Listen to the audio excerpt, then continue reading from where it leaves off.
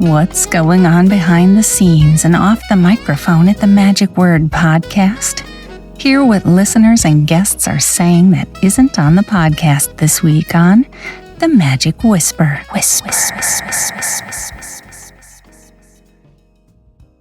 Hello, this is Scott Wells for The Magic Whisper. A lot of things to talk about here this week. I'll try to keep them short, but I think that you will enjoy what we have to talk about. We're going to be talking about one wedding and one funeral. We're going to cover the Magic Soiree, also a call for help after Hurricane Milton, and also who is going to be on the Magic Word podcast here this week. Well, I just returned from Detroit, Michigan, and as many of you know who Harriet Jacobson was, she had just passed after her 80th birthday, and so it was best of times or worst of times, depending upon where you were going and what you were attending. And I say that because, as I said at the beginning, one wedding and one funeral. Well, I had gone to Detroit in order to attend the funeral, along with Trixie Bond and Gabe Blackstone and many others who were there in attendance. It was a wonderful service we had, and I'm glad that we had a chance then to actually honor our friend Harriet Jacobson, and it was great. We had over 100 people there, and there were so many magicians who had come in for that then, to help celebrate her life and to put her to rest. And I was very thankful that they asked me to not only to speak, but also to be one of her pallbearers to take her to the gravesite. So that was quite touching and very difficult. But I got through that, and so that was one thing that happened at noon. Later that day, I found out, but I didn't know until I was on the way to the airport, that on that Sunday afternoon at 5:30 was a wedding that was going on. Stan Allen's daughter, Katie Sokolsky, was getting married. So I thought that was kind of interesting because I'd gotten a note actually from Bill Smith, said he was going to be coming to Detroit for the wedding. And I said, what wedding? Anyhow, there were several people who had come in, Matt King and several others, but Bill had come over to the funeral first. He was able to make that and then go on over to the wedding then later. Trixie and I were basically in and out for just this funeral.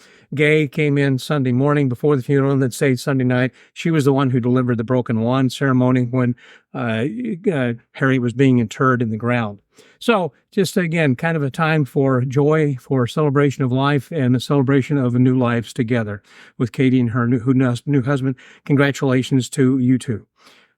But before all these things happened on Sunday, Trixie and I had both been invited to stay with Sarah and Keith Fields in their home. They had a big home, so they got plenty of bedrooms for us, and they invited us to their Magic Soiree. They have a show that is on every Friday and Saturday night.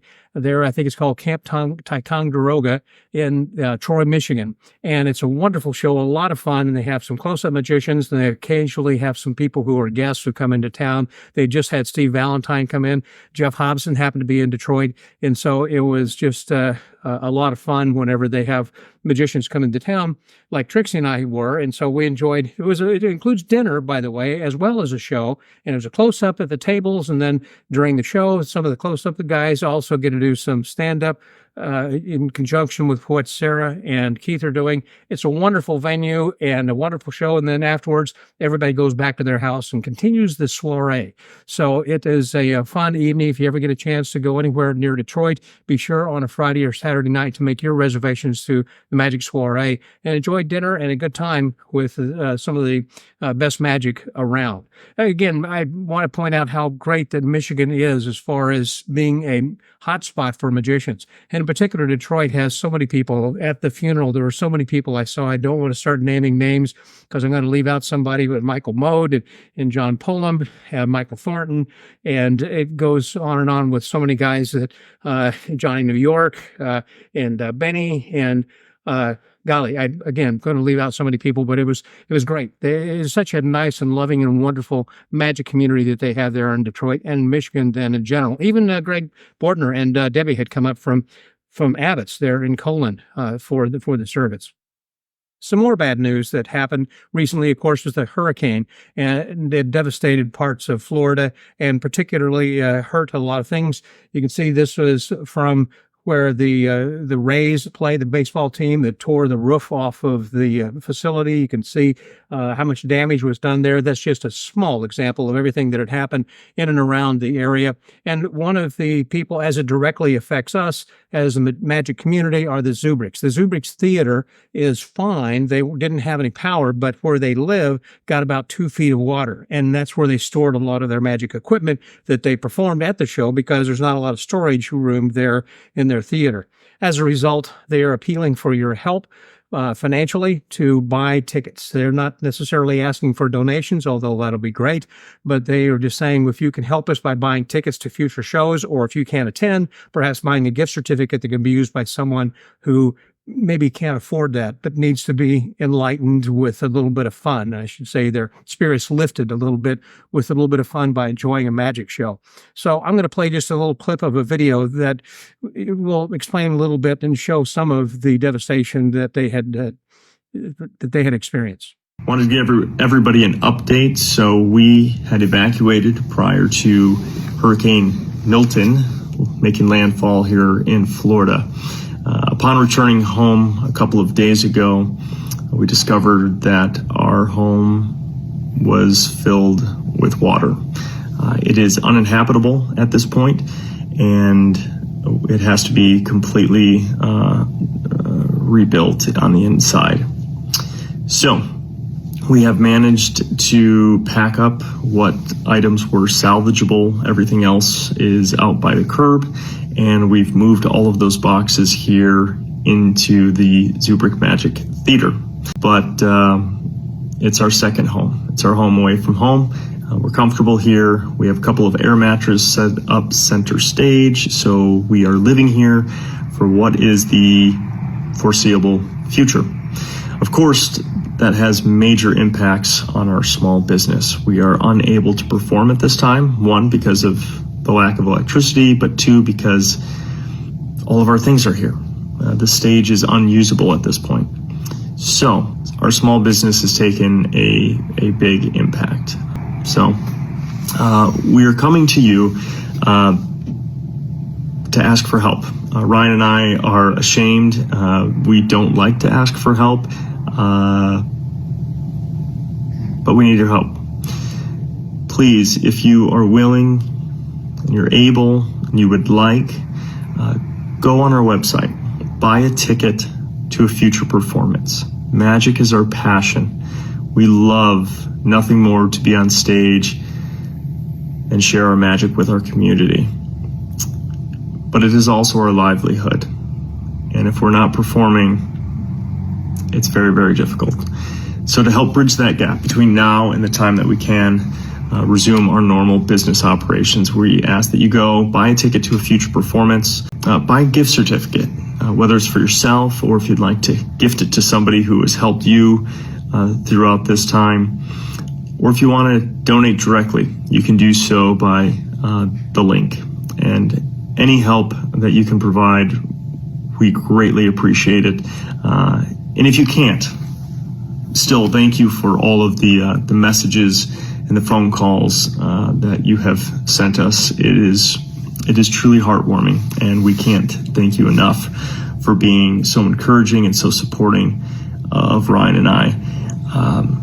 It's been very difficult to see this through the eyes of Oliver, going into his room and having to throw away his possessions and seeing his emotions was very, very difficult. So anyway, I want to get back to reality, or our new normal, whatever that looks like, as quickly as possible. And we can do that with your help. So once again, from the bottom of our hearts, thank you for your continued patronage and support of the Zubrick Magic Theater. And we look forward to having you in our audience very soon. If you can help in any way, then I'm sure that would be appreciated. Please make sure that you go to this website and visit and help as you can. And if you can't one way help financially, you can help by just helping to share and let other people know on your social media this video. So this way others perhaps can see it and they might be inspired to go and assist them. Well, this week we're going to continue this month of Boo in October with seances. We're going to be talking with Michael Rangel, who is the official medium for the Queen Mary there in Long Beach, California. I will point out, by the way, since it is the month of Boo, I've been recommending some different movies that are interesting that have they're horror films. Each day I've got a different suggestion of some horror films that are classics, some are new, and it's a whole genre of slasher, gore, to those that are psychological thrillers and everything. But there's one that I hadn't seen in a while, or actually hadn't heard of until recently. It's called The Haunting of the Queen Mary. And it is it is a gory movie. It's a slasher movie, a lot of blood and guts. If you're not into that, I understand. But I will say that whenever they filmed this, for those who have been on the Queen Mary, and some of those who might be watching this who have gone to the expo earlier this year, the Collectors Expo, you'll recognize where they had filmed some of the sequences, and you'll enjoy it from that standpoint. Just a quick one, I believe, is playing on Hulu. But I want you to hear just a clip from our conversation that we had with Michael Rangel, who shares at least one of the stories that he talks about during the seance.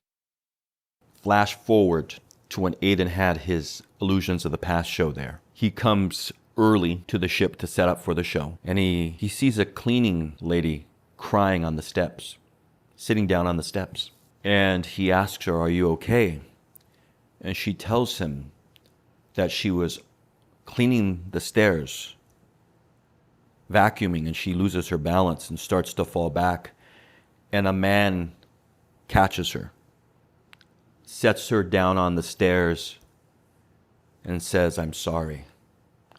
Then walks up the stairs, around the banister, and vanishes. True story. I think if you have any interest whatsoever in ever attending a seance or perhaps going to the Queen Mary, this might inspire you to go and to visit and maybe hear some of the stories. His seance is called 57 Ghosts. So you can go to the website and buy your tickets if you happen to be in the California area, specifically in the Long Beach area. Be sure to check that out and to visit his seance there on the Queen Mary. Well, I hope that you get an opportunity to like and to share this with your friends. This way that it kind of helps our audience grow, helps other people know about what we're doing here. And also, if you have any kind of whispers, some things that perhaps are topical news or questions that you'd like to have answered, or something that you've heard about, or something that isn't on the podcast or maybe is broadcast anyplace else, this is a good place for that. So if you'll just write me, scott@themagicwordpodcast.com, I'd be glad to try to post your whisper. So until next week, I look forward to hearing your whisper. Share the whisper with other magicians and join us next time on The Magic Whisper. The Magic Whisper is a division of the magicwordpodcast.com.